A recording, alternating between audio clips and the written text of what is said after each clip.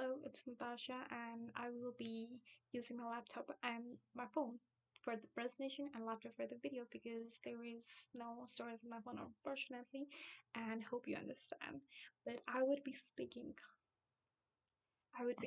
the topic. So let's get into it. So the topic I am explaining is Harlem Renaissance. I know it's kind of hard to see, but like I can send you the actual presentation. I will be uploading that. I'm so sorry. So Uh, I'm explaining Renaissance with Claude McKay's poem If We Must Die. So, first, let's start with looking at the picture which represents Renaissance. I believe you can see a little bit of picture. So, what is in this picture? So, what I'm seeing is it's black people entertaining other folks of other races, especially white. So, why is that being done and how is Renaissance related to that? So Harlem Renaissance is actually a cultural movement used by black people to gain their strength back and gain their rights back. It is kind of like a movement which unites the community of black people and then fight for their rights. It was basically started in 1920s to fight for the their rights and the discrimination they were going through at that time. As you can see in this picture,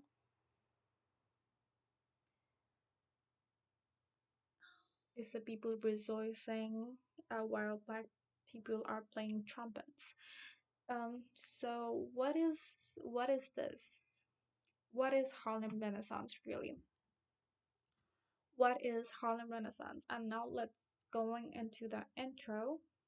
As you can see, going into the intro, Harlem Renaissance was a cultural movement in 1920s, as I have said, where black writers, activists, musicians, everyone really showed black creativity and celebrated black identity with each other. It what it did was it actually challenged racial stereotypes among black people, like the stereotypes black people were facing at that time. People like Claude McKay, Langston Hughes, Zora Neale Hurston, and others use poetry, music, and stories to push back against racism, celebrate being black in America.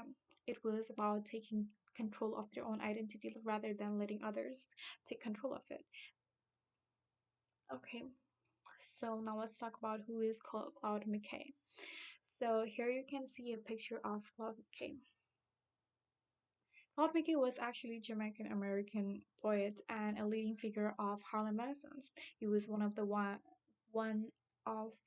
people who actually popularized Harlem Renaissance throughout America at that time.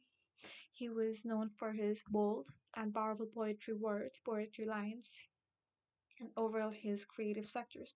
He really made an impact on the Harlem Renaissance by showing that poetry could be a form of protest. He chose to speak through poetry. He chose to let out his words through poetry and the shape the moment into much bigger than it actually was. He decided to argue in a very decent manner rather than just protest like everybody else. He chose to be different, and that is what I think describes Harlem Renaissance. It is choosing to show creativity while speaking and taking the control of your own identity and protesting. So now let's talk about the actual stanzas of the poem. I will be reading it out to you. If we must die, let it not be like hogs, hunted and pinned in the inglorious spot. While round us bark the mad and the hungry dogs, making their mock at our cross lot. If we must die, oh, let us nobly die, so that our precious blood may not be shed in vain. Then even the monsters we defy shall be constrained to honor us through that. O kinsman, we must meet the common foe.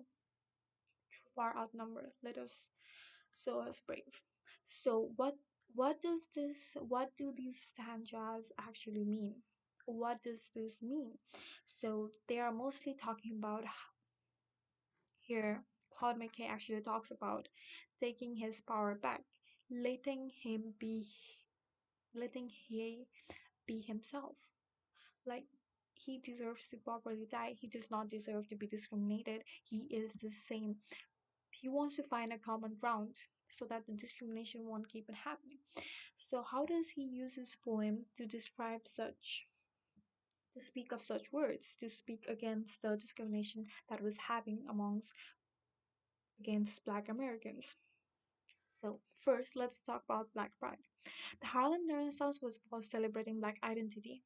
McKay's poem demands dignity and pride, even in the face of violence.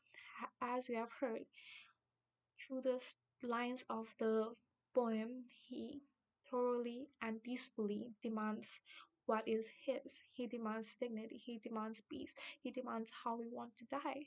And resistance, he shows resistance against racism using classical forms for new voices. So what he does here is makes room for others to fight against discrimination like these as well, showing creativity and fights against discrimination. Now, as to conclude, Harlem Renaissance, I think what it was a very big cultural moment back then, which actually inspired a lot and is still inspiring a lot. Thank you.